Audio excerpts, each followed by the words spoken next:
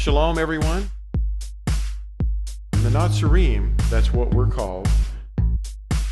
There's something for the masses to see, and then there's something for the initiated to see. It's the darkness hiding in open view. We call them Wiccans, witches, warlocks, wizards, shamans. That's what they go by. It's poison doctrine.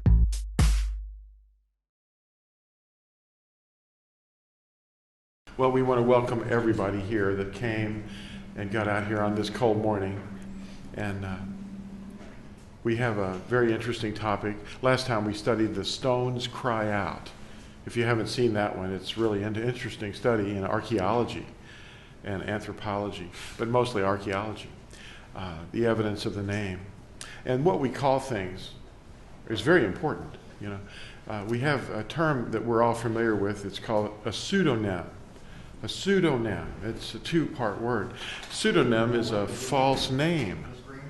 A false name. It's something you call something that's not really what it is. And we're called Nazarene because the first original followers of Yahushua were Nazarene. And later, centuries later, they began to be known as Christianos. Well, in the first century even. Well, not centuries later, but they were first called Christianos at Antioch.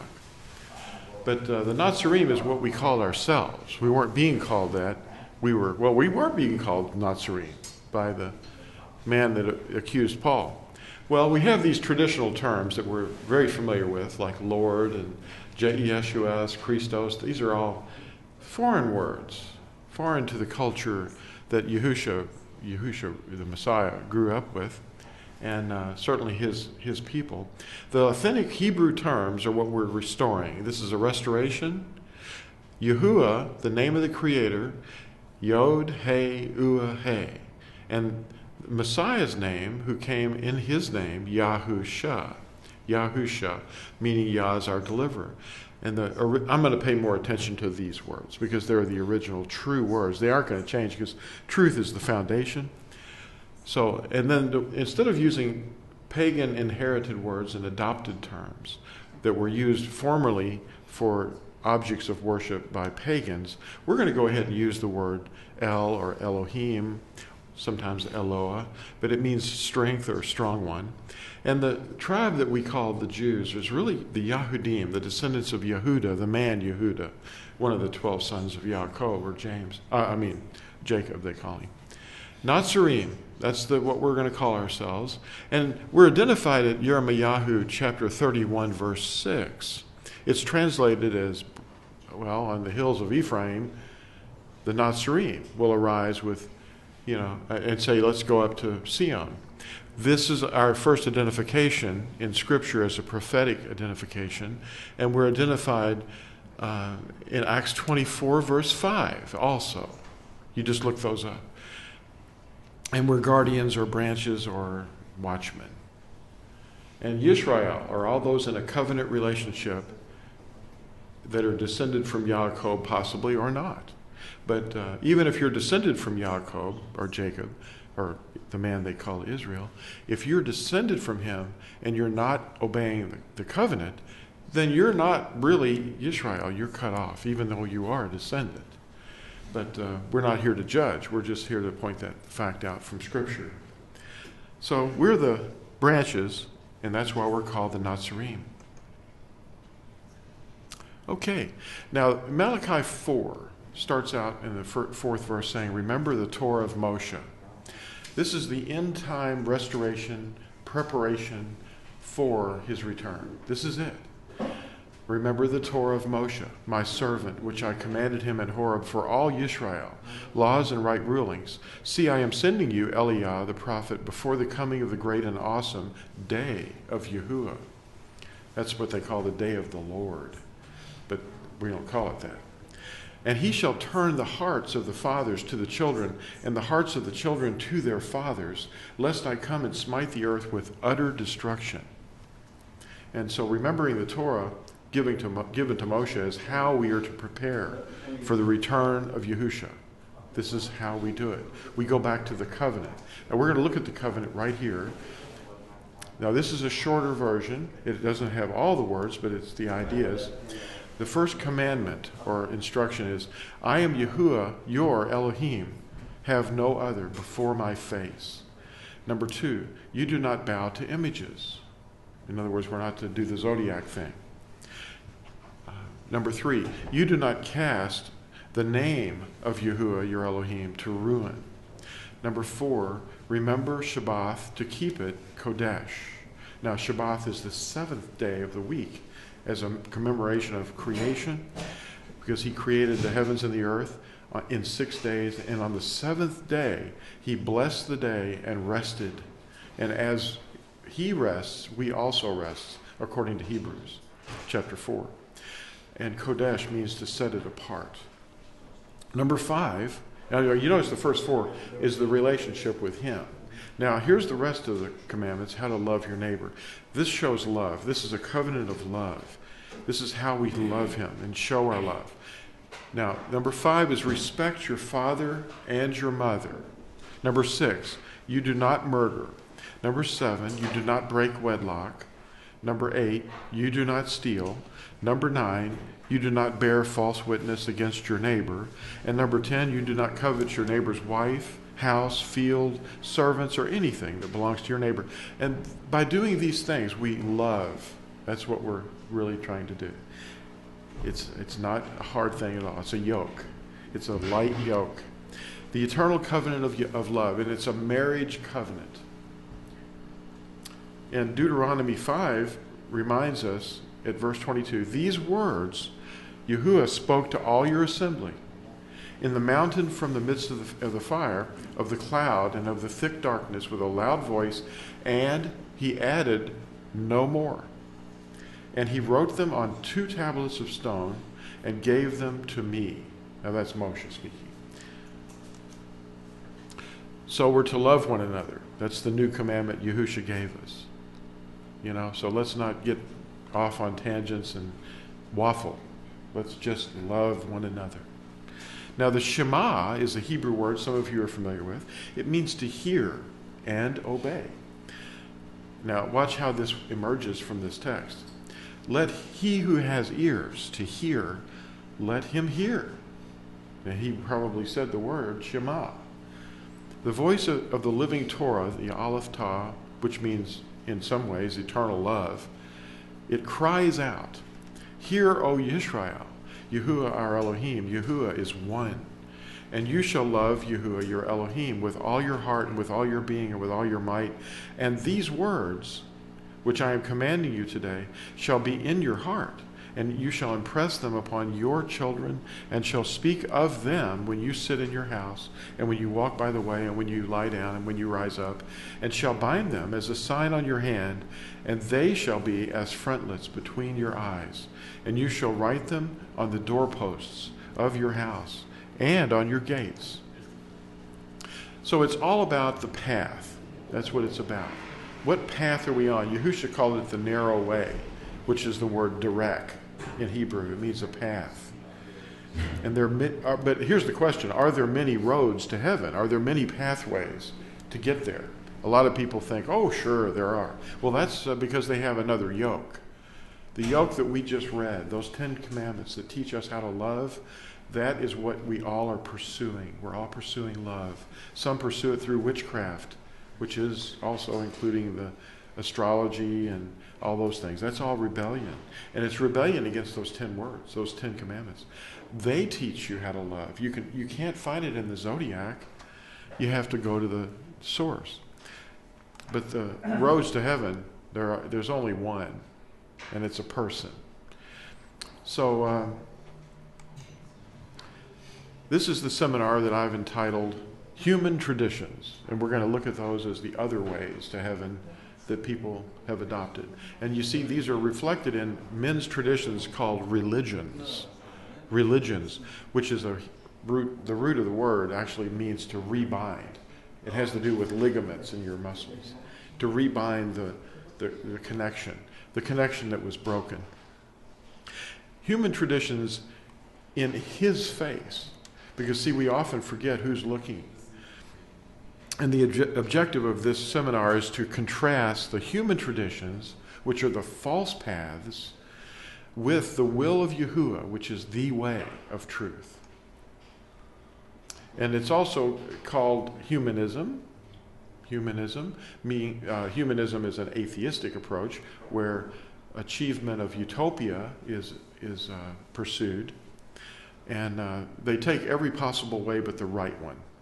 They tried to build a better government. The first kingdom on the earth was basically pursuing a way to make it utopian existence here on earth, make heaven on earth, and straighten out everything.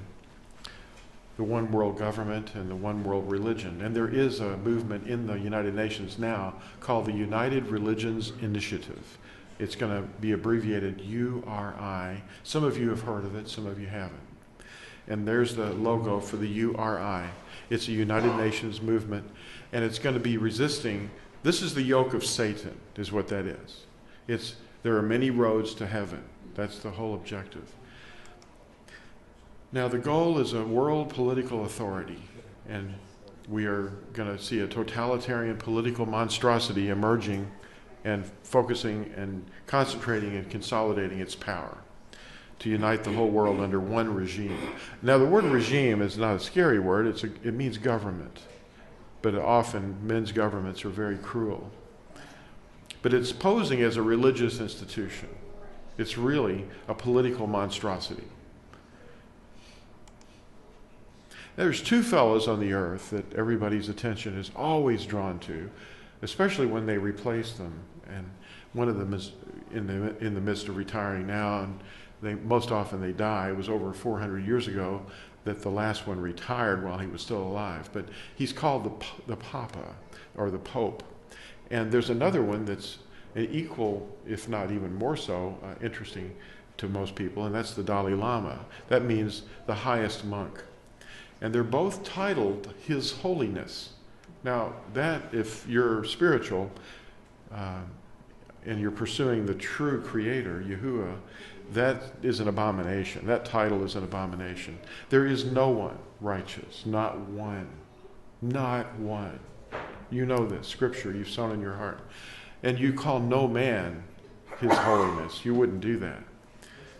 And they have a lot of processes that they use to make you feel holy yourself.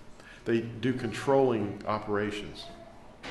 Now, strongholds are, you hear about strongholds coming out of teachers all the time. What they are basically are false reasonings.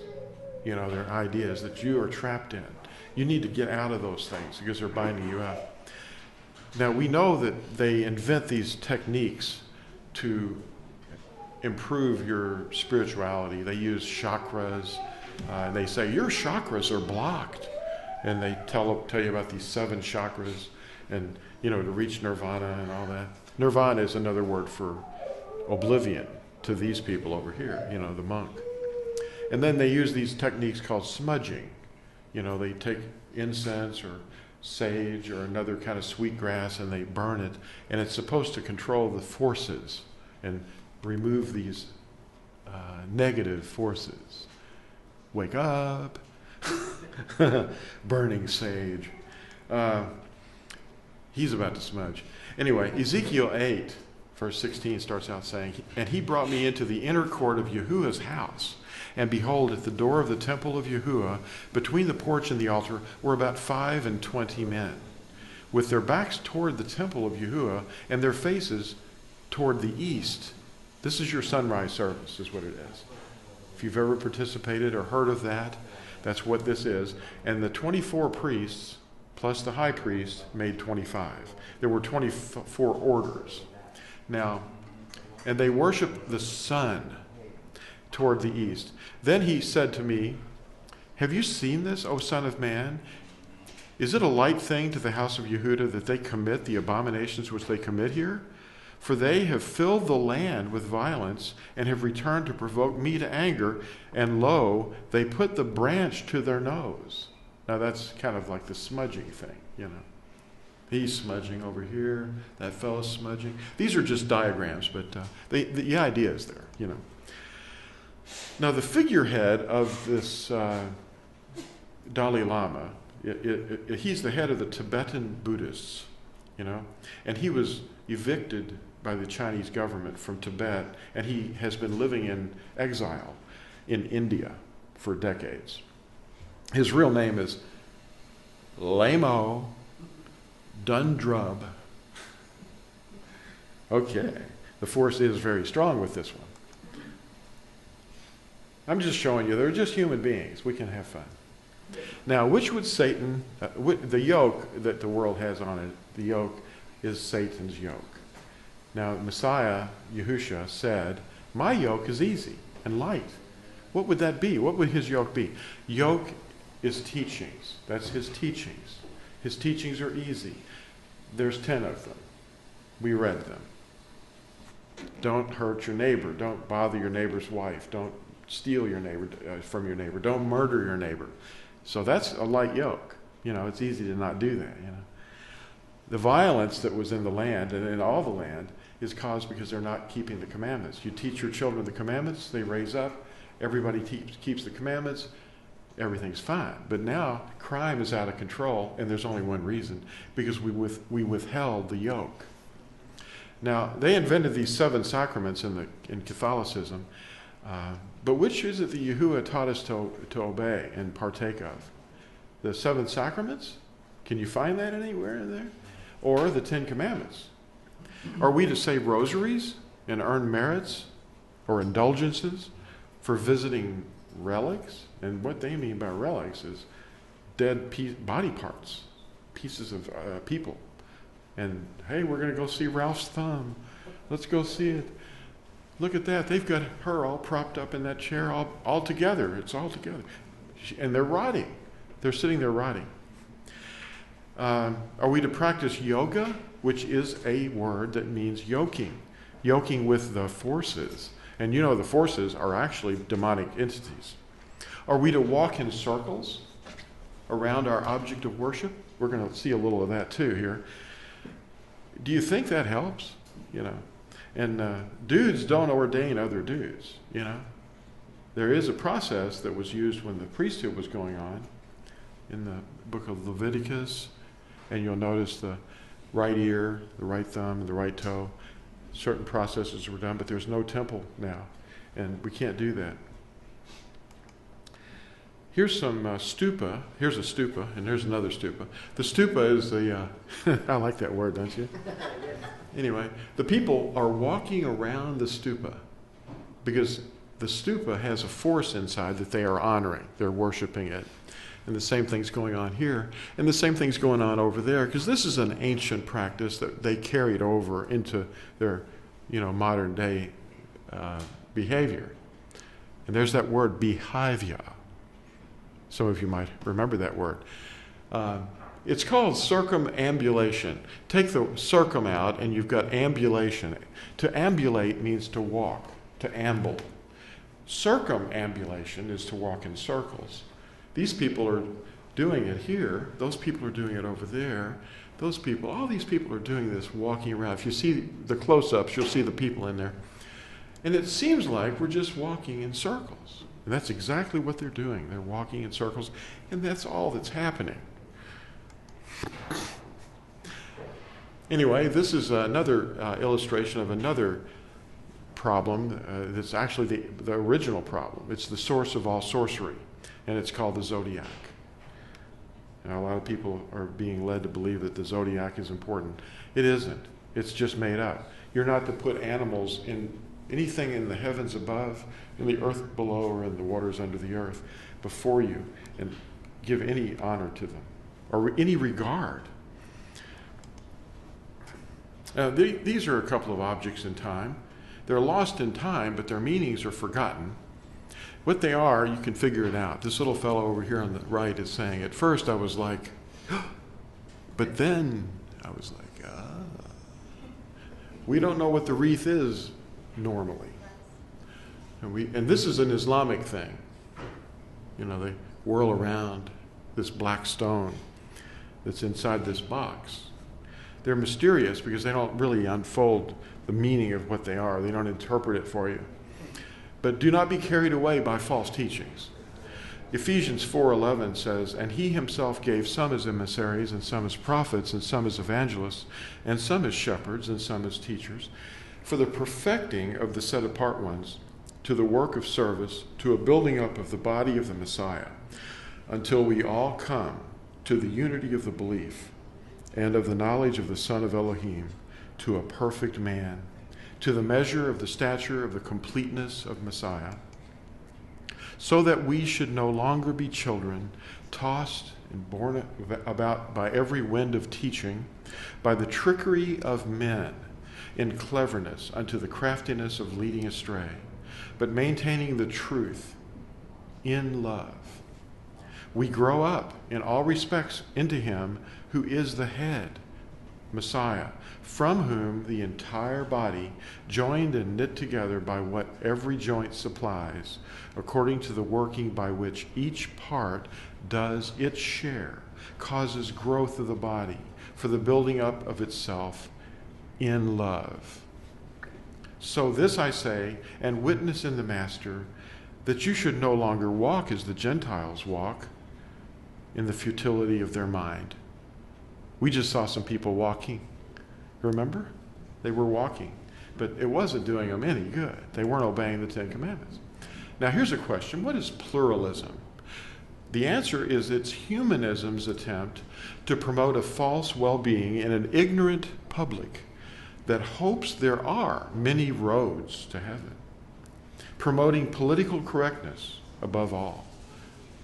Intolerant people are not, or they're shunned. Like, oh, those people are intolerant of all these other diverse things. Diversity is another word for it. Diversity? Did Yahushua say, you need more pluralism? You have to be diverse. You have to be accepting of all these things.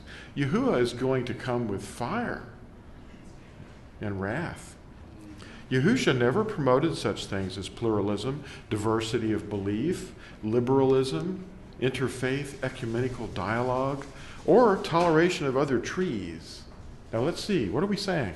What's a tree? Why are we using trees? Because in Scripture, there's code words. They mean things. The trees are sources of teachings. Do you remember that one tree that stands out in all of our memories? There was a serpent in that tree. It was whispering lies. What were the lies all about? What was it? It was a religion. That's what it was. And the dragon, or the serpent, seeks to feed everyone in the fruit of the tree of religion, holding humanity captive to his teachings. That's his yoke. And he has a lot of different, teachings that are all against the true easy yoke, against Yahuwah. Psalm 119. Wow. Psalm 119. Starting at verse 9, it says, "How would a young man cleanse his path?" That's what we're talking about, path. "To guard it according to your word. I have sought you with all my heart. Let me not stray from your commands. I have treasured up your word in my heart." These are code words. The word is his commandments. And in my heart that he's talking about is his vessel, his inner heart, that I might not sin against you. In other words, rebel and disobey. "Blessed are you, O Yahuwah. Teach me your laws. With my lips I have recounted all the right rulings of your mouth." He said these are all he gave us. And this is it, All the right rulings of your mouth. "I have rejoiced in the way of your witnesses as over all riches. I meditate on your orders and regard your ways. I delight myself in your laws. I do not forget your word." See, all these are code words for the same thing, and that's the Torah, the instruction. Yahuwah's word is truth. It never changes. It doesn't waffle around. It's not going to modify itself for different time zones and different periods of men's traditions. It's reality. It's not religion. It's something you can trust in. You build your house on his truth, and you will not be washed away when the storm comes. Yahushua said to him, "I am the way and the truth and the life. No one comes to the Father except through me. Now that doesn't sound like there's many ways. He just said the opposite of that. And these men, they will actually tell you, oh, there's many ways. At the highest levels, they'll tell you that. Yahuah warned us not to make a covenant with the Gentiles, nor give our children to them in marriage. We're not supposed to say, well, we have to be diverse and accepting of other people and tolerant of their beliefs. That's not what he's saying here. Exodus 34:12 starts out saying, guard yourself, lest you make a covenant with the inhabitants of the land where you're going, lest it be a snare in your midst. But break down their altars and smash their pillars and cut down their Asherim. I won't even say that. For you do not bow yourselves to another mighty one, for Yahuah, whose name is jealous, is a jealous El. Lest you make a covenant with the inhabitants of the land, and they whore after their mighty ones, and slaughter to their mighty ones, and one of them invites you to eat of his slaughterings, and you take of his daughters for your sons, and his daughters whore after their mighty ones, and make your sons whore after their mighty ones. See? Now, this is an abomination, for people to get together at the highest levels at the United Nations and all sit together and go, I'm legitimate. I have a way to heaven. Deuteronomy, or Devarim, chapter 18, verse 9 says, when you come into the land which Yahuah your Elohim is giving you, do not learn to do according to the abominations of those Gentiles. This is a symbol of Judaism, which is also a mixed tradition. It is. It embraces Torah, but it's a mixture, And, of course, we have other things there. At the left is pictured a multicultural conference of world religions, and it's a promotion of the United Nations. They want you to do it. So it gives you insight into who's leading this world, who's really in charge. Deuteronomy, or Devarim 32, starting at verse 39, says, see now that I am he, and there is no Elohim beside me. I put to death, and I make alive. I have wounded, and I heal. And from my hand no one delivers. For I lift my hand to the heavens, and shall say, as I live forever, if I have sharpened my flashing sword, and my hand takes hold on judgment, I shall return vengeance to my enemies, and repay those who hate me. And Yirmiyahu reflects the same sentiment there in Yirmiyahu 10, verse 2. Thus said Yahuah, do not learn the way of the Gentiles, and do not be awed by the signs of the heavens. That's the animals that people imagine. For the Gentiles are awed by them. The Gentiles have this concept called dharma, and it's you've heard of karma. Well, it's principles of righteousness, but it's not Yahuah's principles. They have this idea of namaste, the bowing, and they put their hands together like this and bow. We're going to see a little bit more of that, but it looks like he's catching a fly, doesn't it? Doesn't that look holy? Now, Yahuah said, do not learn according to the abominations of those Gentiles. Okay? And they say, well, Our Lady up here says, what difference at this point does it make? Well, it makes a point all through time because Yahuah does not change. In Roman society, this is something that you are going to really love. It might even make your visit here, or the time you're spending watching this, it might even help you say, well, that was worth the time, just knowing that. Well, you've heard of an inauguration, right? If you have a new president or a new mayor, we're going to inaugurate a new mayor. Well, it's actually a pagan priest that was called for that. That's actually an adopted principle and practice. It's learning the ways of the Gentiles. What did we just say? We don't do that. Well, they inaugurate in spite of that. Anyway, here we go. In Roman society, the augur was a priest and an official in the classical world, especially in Etruria and Roma. The Etrurians were people lived before the Roman Empire. It was in Italy. But the word augur is a mutilated form of Avi and Gero, and it means the direction of birds. Now, when birds take flight, they just take these little paths together. And depending on which paths they would take, it was like interpreting the entrails of a goat or some animal. It was the same principle. These priests were standing by waiting for the birds to take off, and then they'd hold this little thing called a lituus. And the lituus was a little thing that they held, like a wand. And they watched through it, and they interpreted the path of the birds as they went. And, of course, it looked like, it's all, nonsense, but it's something that people are easily tricked, and they're carried away by winds of doctrine, Anyway, the wand of augury is what it was.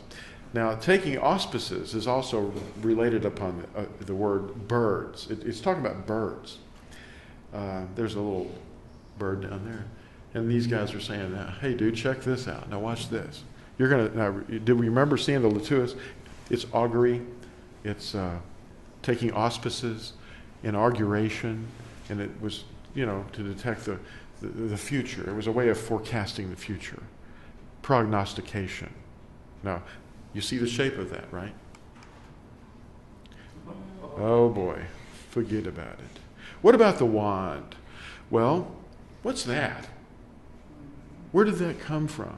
It's really creepy because they have a way of blending things together. It's called syncretism. They take objects, behaviors, and things, and they say, well, you know what this is? This is actually a shepherd's staff. Yeah. Well, why does that one look like a snake? What's going on there? This guy's a machine to make him forget about it. It's another coincidence. It's not a coincidence. Now, here's another coincidence. You see the right hand on this statue, which was actually the pagan image of Jupiter of the Romans. They renamed it Peter, and they propped it up. It's got a little sun disk halo, like the Buddhist statues have halos too, because it's all sun worship. It's part of the zodiac thing. Well, the right hand has two fingers up. He has two fingers up. These are code signs, and his two fingers are up as well. And the two fingers represent spiritual and temporal authority. In other words, they're ultimately the authority. In 1 Kings 19, at verse 18, it says, yet I have left me 7,000 in Israel, all the knees which have not bowed to Baal, and every mouth which has not kissed him. They still kiss this. For centuries, they've been running through kissing this toe, and they've worn it smooth. You don't kiss it. Don't kiss statues. Well, and by the way, I spelled Baal. That's an actual proper name of a deity that they worship. Many of you may not know that. And if you translate that Hebrew word, Baal, into English, it's Lord, Lord. That's the definition. They replaced his name with another word. It's called pseudonym, a false name. Pseudo, false, nym means name. Now watch this. Pluralism is a scheme to socialize society in unbiased multiculturalism. You like these big words? How do we determine the bad tree and those who eat from it? You can identify them by whether they're eating from the bad tree or the good tree. And the good tree is the tree of life. The tree of life is going to give us life. In 1 Yahuah, or 1 John 3, verse 10, it says, in this the children of Elohim and the children of the devil are manifest, meaning revealed openly. Everyone not doing righteousness is not of Elohim, neither the one not loving his brother. See, it's about love.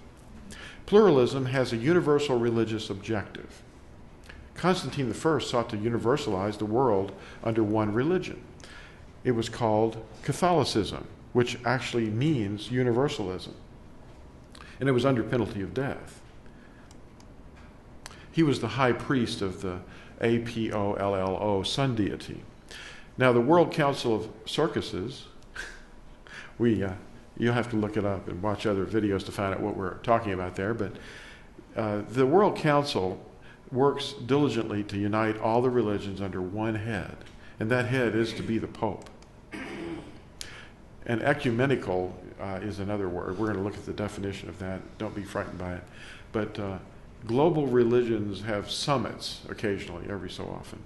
They all get their religious people together. Now, pluralism is the definition itself is the condition of being multiple or plural. Now, this is against Yahuah's orders. Number 2, a condition in which numerous distinct ethnic, religious, or cultural groups are present and tolerated within a society. Did Yahuah tell us to go ahead and tolerate those people? Let them go ahead and do what they're doing. And you should intermarry with them, because that would be diversity. Well, we're told not to do that. Number 3, the belief that such a condition is desirable or socially beneficial. Now, we're also programmed with symbols. If you've been watching any of my other teachings, it's all about programming, you know. You see this coexist sticker and sign all over the place. Sometimes it means different things, and they're not always the same components, but they kind of lend themselves to this word, to coexist. So the United Religions Initiative of the UN promotes the coexistence of all these religions together. The coming New Age religion is going to embrace it. And now the word ecumenism. Ecumenism is a noun, and it's a movement promoting unity among Christian circuses or denominations. It's also a movement promoting worldwide unity among religions through greater cooperation and improved understanding, you know, of one another's faiths. It's acceptance, which is not what Yahuah told us to do. The World Council of Circuses formed after World War II as a part of the United Nations.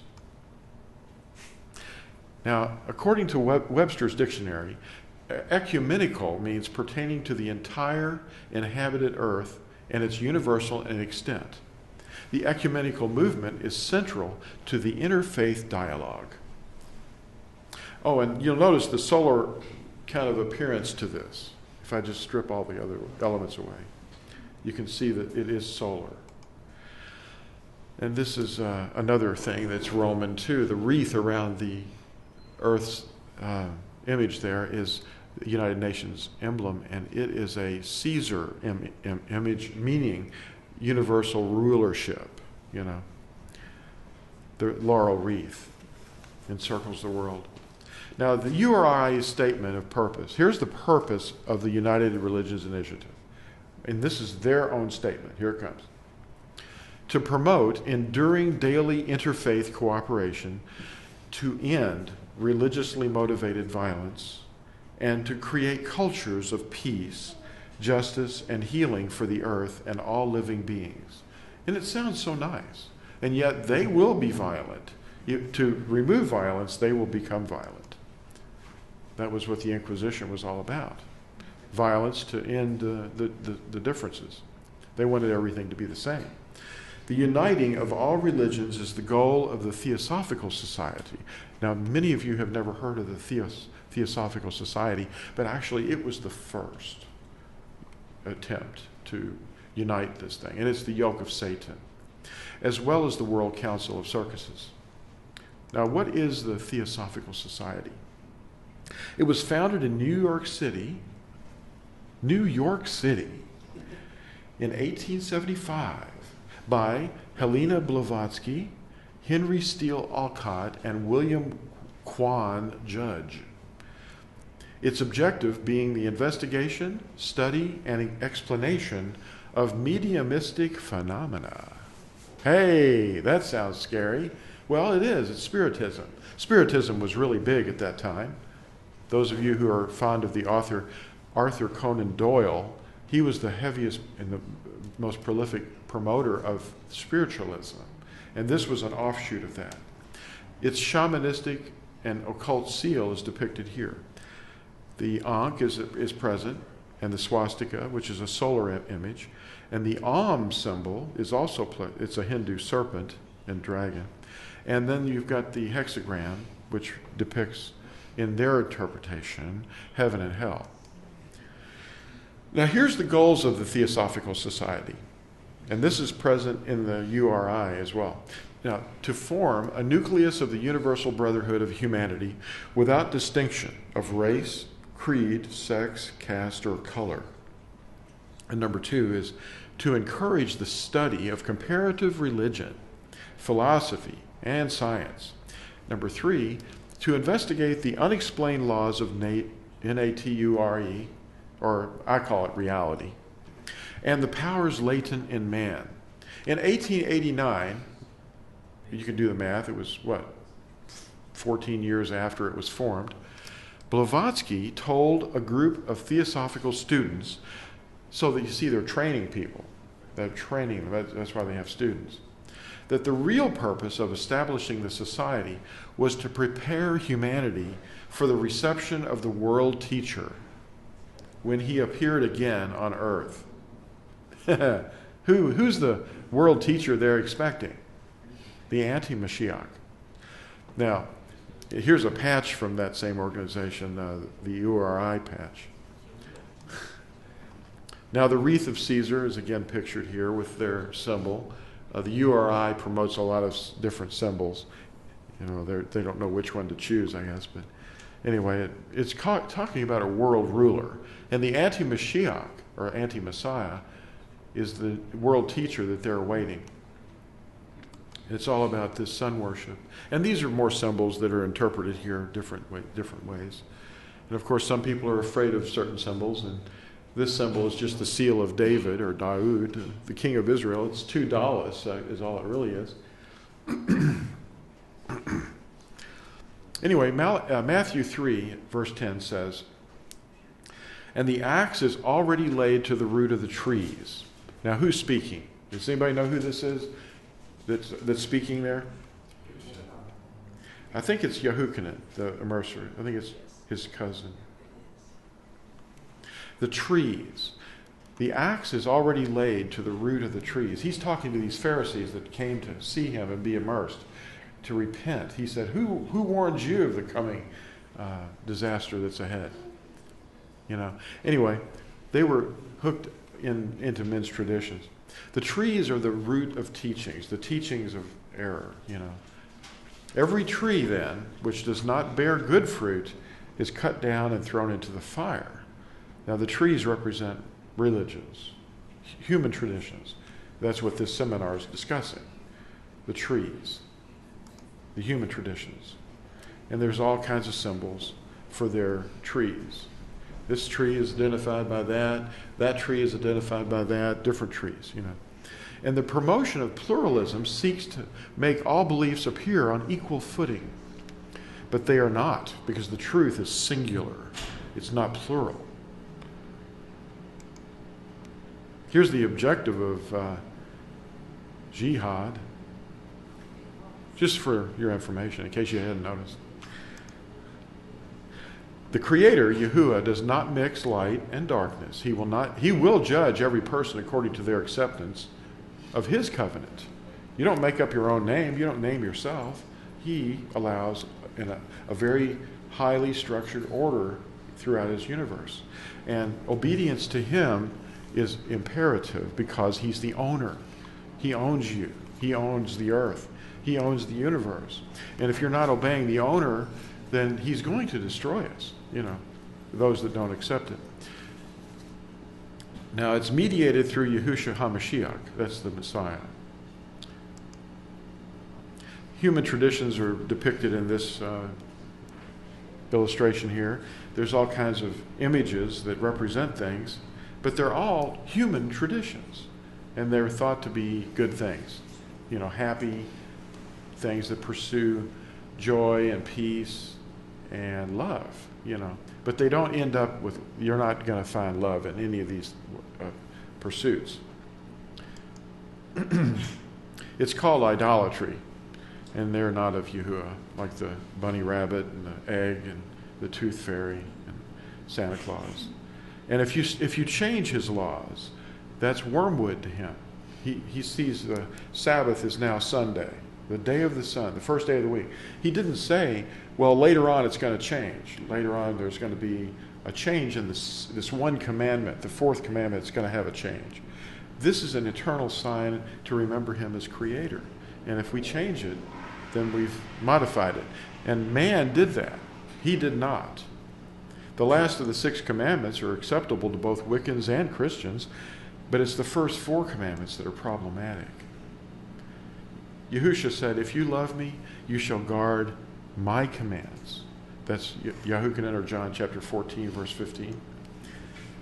Now, 3,000 years from now, Yahuwah's people will still be Israel.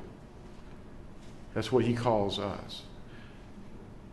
And they're still going to exist. We can read this from Word of Yahuah or Jeremiah 31, right here. I think it's 31, verse 37. But it says, thus said Yahuah, who gives the sun for a light by day, and the laws of the moon and the stars for a light by night, who stirs up the sea and its waves roar.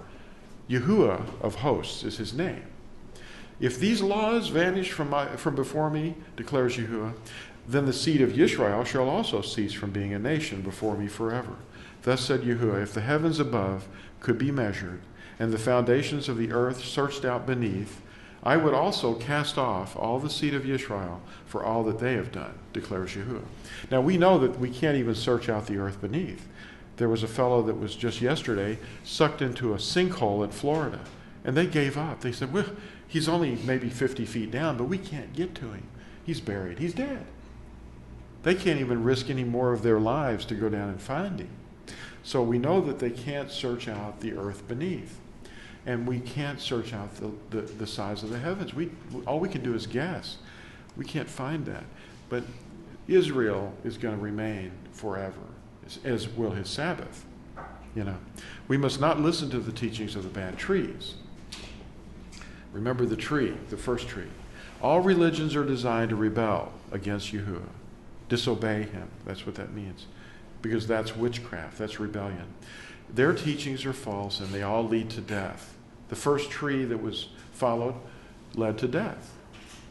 Matthew 12, verse 33 says, either identify or make the tree good and its fruit good, or else identify the tree as rotten and its fruit rotten. For a tree is known or identified by its fruit. Brood of adders, how are you able to speak what is good, being wicked? For the mouth speaks from the overflow of the heart. The good man brings forth what is good from the good treasures of his heart, and the wicked man brings forth what is wicked from the wicked treasure. And I say to you that for every idle word that men speak, they shall give an account of it in the day of judgment.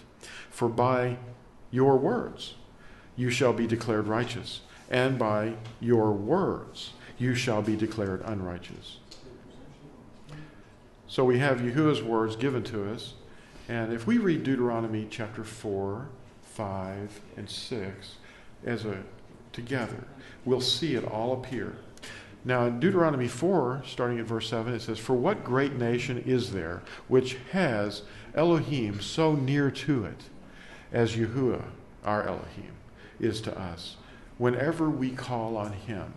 And what great nation is there that has such laws and righteous right rulings like all this Torah, which I set before you this day? Only guard yourself and guard your life diligently, lest you forget the words your eyes have seen, and lest they turn aside from your heart all the days of your life. And you shall make them known to your children and your grandchildren.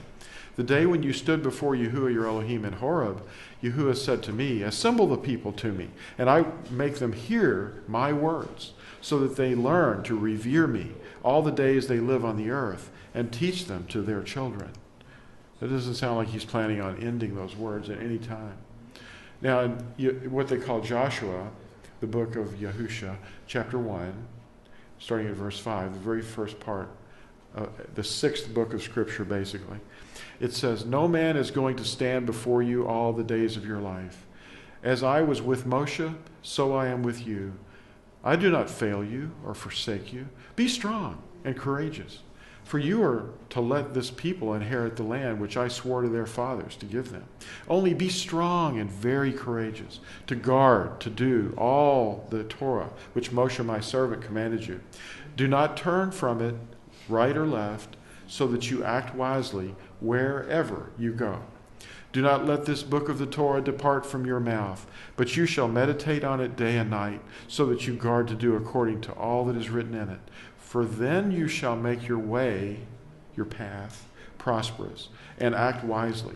Have I not commanded you? Be strong and courageous. Do not be afraid, nor be discouraged, for Yahuwah your Elohim is with you wherever you go. And Yahusha said the same thing. He said, and see, I am with you always until the end of the age. Matthew 28:20. And in chapter 24, one of my favorite parts of Scripture is, and now fear Yahuwah. This is the guy they call Joshua. His name is Yahusha. And now fear Yahuwah, serve him in perfection and in truth, and put away the mighty ones which your fathers served beyond the river and in Mitzrayim, and serve Yahuwah. And if it seems evil in your eyes to serve Yahuwah, choose for yourselves this day whom you are going to serve, whether the mighty ones which your fathers served, which are beyond the river, or the mighty ones of the Amorites, in whose land you dwell. But I and my house, we serve Yahuwah. So there's no pluralism. Now here's the entire matter concluded. In Ecclesiastes, there's a Shlomo, or Solomon, wrote in chapter 12 of a book called Koheleth, which means the preacher. Koheleth sought to find out words of delight and words of truth, rightly written. The words of the wise are like goads, and as nails driven by the masters of collections. They were given by one shepherd. And besides these, my son, be warned, the making of many books has no end, and much study is a wearying to the flesh, or of the flesh. Let us hear the conclusion of the entire matter. Fear Elohim and guard his commands, for this applies to all mankind. For Elohim shall bring every work into right ruling, including all that is hidden, whether good or whether evil. So we see when the preacher or some teacher tells you that was for then, and we live in a different society, and we're not that people, then what's that saying here? This says this applies to all mankind. Do this and you shall live. Luke 10 at verse 26. And he said to him, what has been written in the Torah? See, he's answering a question. How do you read it? And he answering said, you shall love Yahuwah your Elohim with all your heart, and with all your being, and with all your strength, and with all your mind, and your neighbor as yourself. And he was quoting Deuteronomy 6 and Leviticus 19. And he said to him, you have answered rightly. Do this, and you shall live. We have that on Yahusha's word. Baruch haba b'shem Yahuwah. Blessed is the one who is coming in the name of Yahuwah. He said we would not see him again until we said, Baruch haba b'shem Yahuwah.